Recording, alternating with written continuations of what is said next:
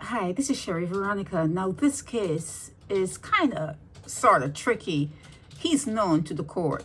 Keenon Chase, he's known to the court. I didn't see him in any Google search. He didn't come up in a Google search, but Keenon came up. He's known. So in this particular matter where Dwayne Andre Ford was made unalive by these two tussling with him. Now, in this particular article, it didn't say whether or not Dwayne's weapon was a legal weapon. It didn't say that. It didn't say if he had a license or if it was a illegal gun that he had on him, on his person.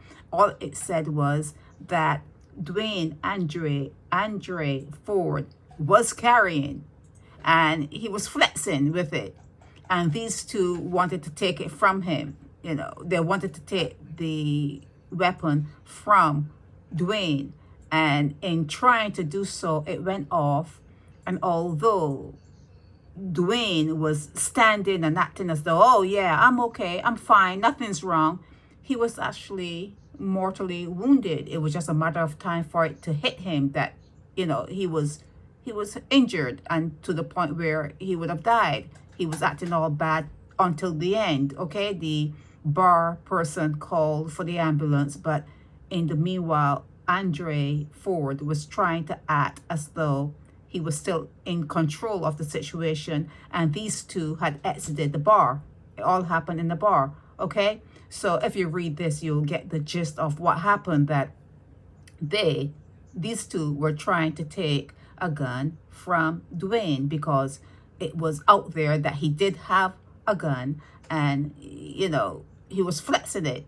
So word got to them, and they went to the bar to relieve him of the weapon, and it went off. And when it went off, they left the bar. It didn't say if they left the bar with the weapon, or all this says is they left the scene. Okay, and then because Dwayne didn't survive the tussle, the police picked them up. Now the whole matter before the court is, should they pay the $20,000? You know, and you know, in the meanwhile, the judge is telling them, well, you going to the hotel up in St. Philip is not off the table. That's not off the table. You may pay the $20,000, but you may still need to spend some time at Hotel St. Philip. And see, this article gave a little bit more info, so I can say a little bit more. Why should they? Why should they? Why should they go to Hotel St. Philip for this particular incident? It was like bad boys being bad boys, like a thief stealing from a thief. It's all. It wasn't something that they set upon an innocent person. It wasn't as though they went somewhere where they probably shouldn't have been and did something that was egregious. They were all acting within the purview. They were all acting within the scenery of what bad boys do in the Nelson Street area of Bridgetown in Barbados. It was a crime among criminals. Now, it's not as though they didn't do something wrong, but if you take it in the context is everything. Okay, the context is everything. If you take it within the context that is being described here, why would they serve time for this one, for this particular matter? Let's keep everything within this particular scenery. Okay, let's not go out and say, well, no, let's keep it right here. Now my question is, who gets the $20,000? Does it go to the treasury? Is that where it's going? Now his family is trying to make up half the 10,000. His family is trying to make it up, and you know, you saw in your paper where families are complaining that they're out of pocket for the crimes that their family members are committing. This is a prime example. I don't know if Michael's family has 10,000, because between them it's probably 10 each. I don't know if it's shared down the line. like this even Steven, 10 each. But Randall Worrell is like warning them that, hey, you may still have to do some custodial time. And again, my question is why? Why? Okay, the only reason I can see them doing custodial time is if the weapon that Dwayne Andre Ford had on him was a legal weapon. He had a reason and had a right to have that weapon on him. But even though that could be true or may or may not be true, he has no reason to flex it, you know, like brandish it, like, you know, say, yeah, if you don't do what I say, I'm going to, you know, take it out of my waistline or wherever he had it, and I'm going to threaten you or what.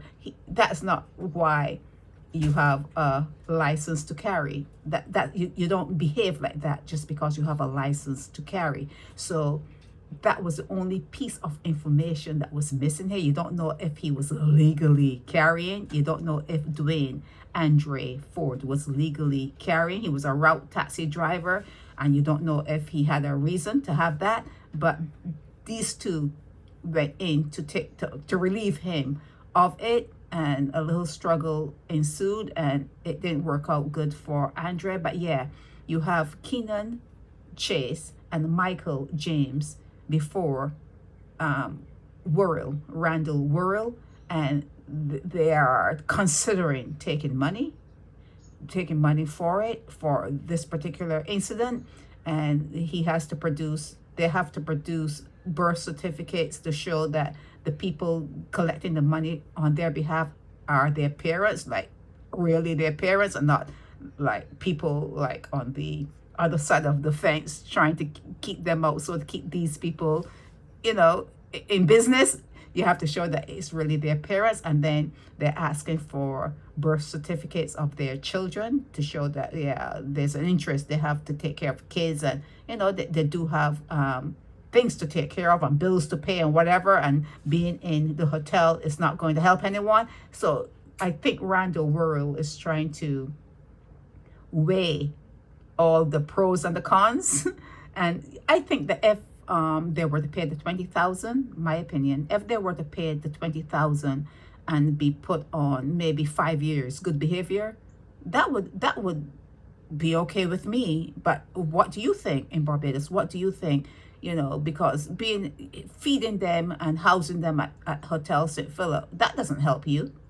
That's not helping you. And I don't know what the parents of Dwayne Andre Ford, what they're saying. You didn't see it here. There's no impact statement here of how Dwayne Ford's death impacted any family. That was not stated in this article here from the Nation News.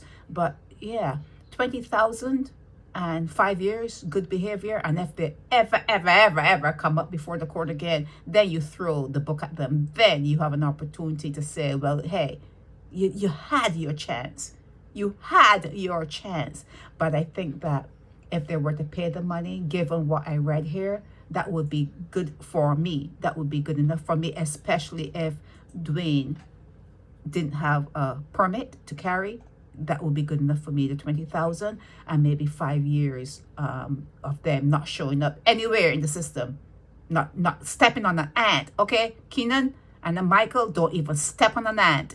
That would be good enough, because a lot of behavior that you find happening with Black people is almost as though it's part of the blueprint, and it's part of being born into poverty. You're born to parents who they don't have a clue how to raise children, and the children are, the streets call them, the streets are going to call them. And then for them to act naturally within their system, within their environment, because it's a natural progression. Okay, it's natural. They're not acting, you know, irrational. They're not acting any way different than they're trained to be. And then to punish them for being what they are, to punish them for what they are, and being what they are, and being what they see in their environment and their community, to punish them for that, I'm not with that. I'm not with that. Okay, punish the parents then. If you want to punish someone, get the parents of these two and put them at the hotel in St. Philip. Okay? Punish the parents, punish the community, punish the environment they're in. And how do you do all that? How do you do all that? So in the meanwhile, take the money, take the $20,000 and put them on a long,